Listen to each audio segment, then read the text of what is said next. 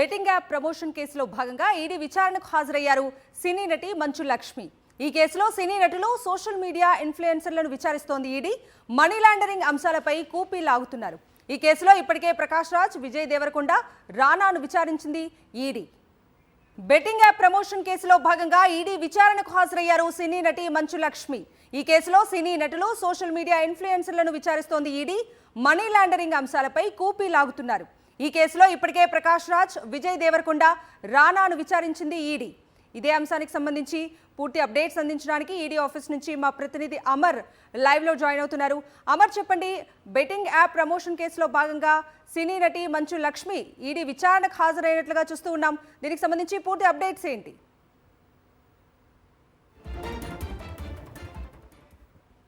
క్రితమే ఈడీ విచారణకు సినీ నటి మంచులక్ష్మి హాజరయ్యారు. ప్రస్తుతం ఆమెను విచారిస్తున్నారు. ఆమె బ్యాంకు స్టేట్మెంట్ తో పాటు ఆమెకు సంబంధించిన ఐటీకి సంబంధించిన ఫామ్స్ అన్ని కూడా తీసుకొచ్చి ప్రస్తుతం ఈడీ ఎదుట ఉంచింది. మంచులక్ష్మితో పాటు న్యాయవాది కూడా ఆమెతో లోపలికి విచారణకు అయితే వెళ్లారు. అయితే ఈ కేసుకు సంబంధించి చూసుకుంటే యోలో 247 అనే బెట్టింగ్ గేమింగ్ యాప్ ను పూర్తిగా ప్రమోషన్ చేసింది. ప్రమోషన్ చేసినందుకు గాను ఎంత పెద్ద మొత్తంలో ముట్టాయన్న కోణంలో ప్రస్తుతం ఈడీ విచారణ చేయబోతుంది. ఇప్పటికే పిఎంఎల్ఏ యాక్ట్ కింద 13/1, 13/2 రెండు సెక్షన్లు ఈసీఆర్ కూడా నమోదు చేసింది.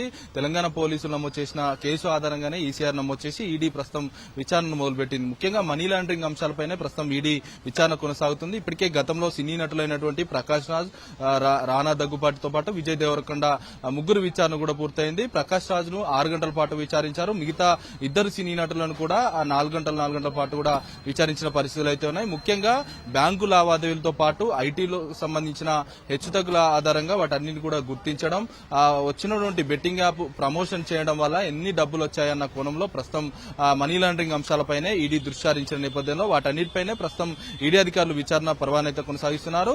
మంచులక్ష్మి విచారణ అనంతరం మాత్రం ఆమె స్టేట్మెంట్ ను రికార్డ్ చేసుకుని ఆమెను బయటికి పంపించనున్నారు. ముఖ్యంగా చూసుకుంటే మంచులక్ష్మి యోలో 247 అనే గేమింగ్ యాప్ ను మార్కెట్ లోకి తీసుకొచ్చారు. ప్రమోషన్ చేయడం వల్ల చాలా మంది గేమింగ్స్ ఆడుతూ బలవన్మరణకు పాల్పడ్డారు. చాలా మంది యువత కూడా నష్టపోయిన పరిస్థితులు అయితే ఉన్నాయి. ఈ కేసుకు సంబంధించి కోట్లాది రూపాయలు ఇటు ప్రమోషన్ చేసిన వారికి వెళ్లాయన్న కోణంలో ప్రస్తుతం ఈడీ అధికారులు మనీ లాండరింగ్ అంశాలపైన దృష్టి సారించిన నేపథ్యంలో వారి దగ్గర నుంచి వివరాలు సేకరించడంతో పాటు ఎన్ని డబ్బులు ముట్టాయన్న కోణంలో ప్రస్తుతం విచారణ అయితే జరుపుతున్నారు. అయితే చైనా బెట్టింగ్ యాప్స్ అనేది ఇక్కడ యూజ్ చేస్తున్నారు. తెలంగాణలో 2015 నుంచి కూడా బెట్టింగ్ యాప్ అనేది పూర్తిగా నిషేధం అయినా కూడా ఎందుకు ప్రమోషన్ చేయవలసి వచ్చిందన్న కోణంలో ప్రస్తుతం విచారణ అయితే జరుపుతున్నారు. అయితే ప్రమోషన్ చేసినందుకు గాను సాధారణ యాడ్స్ కు తక్కువ మొత్తంలో డబ్బులు వస్తాయి. బెట్టింగ్ గేమింగ్ యాప్ సంబంధించి ప్రమోషన్ చేస్తే ఎక్కువ మొత్తంలో డబ్బులు వచ్చాయనేది ప్రస్తుతం ఈడీ గుర్తించిన నేపథ్యంలోనే లక్షలాది రూపాయలు ఇటు ప్రమోషన్ చేసేందుకు గాను తీసుకున్నట్లుగా గుర్తించిన నేపథ్యంలో ప్రస్తుతం సినీ నటులు ఇటు సోషల్ మీడియా ఇన్ఫ్లుయెన్స్ కూడా ఒక్కొక్కరిగా వరుసగా విచారణ పర్వాన్ని అయితే కొనసాగిస్తున్న పరిస్థితులు నెలకొంది. ప్రస్తుతం మంచులక్ష్మి విచారణకు హాజరయ్యారు. న్యాయవాది ఎదుటనే ఆమె విచారణ అయితే కొనసాగనుంది. Kavitha. Right Amar, thank you.